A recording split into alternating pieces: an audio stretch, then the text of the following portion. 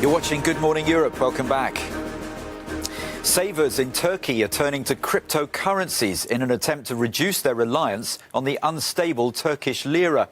The value of the Turkish currency has fallen recently after President Recep Tayyip Erdogan fired his central bank governor and economic sanctions took their toll.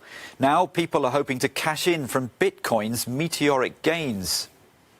Well, joining me now is Yves Bennaïm, chairman of 2B4CH, a non-profit think tank focusing on the social and financial transformations brought by Bitcoin and its blockchain.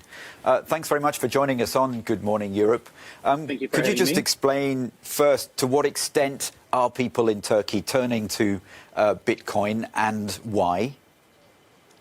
So recently, compared to last year, there has been an increase of 30 times the amount of Bitcoin transactions from Turkey, according to Reuters. The interesting thing is that since 2018, the lira has lost half of its value.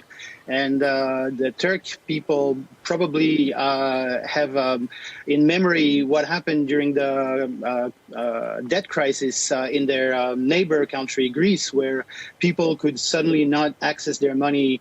They could not access the bank account, and the ATMs were limited to €60 per person per day. So I think what's happening now is that it's just accelerating. I don't think they really care about the fact that the Bitcoin price is surging recently. I think it's more like speculators in Western countries, Western Europe and the US, for example, who are really interested in that. But I think in Turkey, they're not interested in getting richer. I think they're interested in not getting poorer.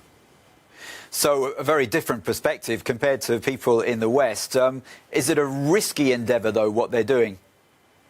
The dollarization of countries has existed way before Bitcoin. People who were not very comfortable with their own currencies were buying often in the black market dollars just so that they would have a hedge against the inflation. Now, Turkey's inflation now is over 16%. So it has been like that for a very long time. There was a black market. It was kind of dangerous.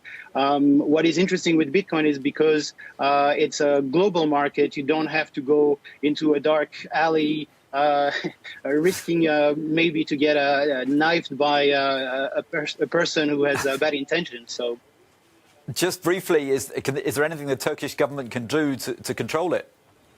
So they already started. It wasn't very much regulated in Turkey. I think now they started asking the exchanges to give them information about the people who are buying. Obviously, there is a way to circumvent that because it can be bought peer-to-peer from people to people and also on international platforms.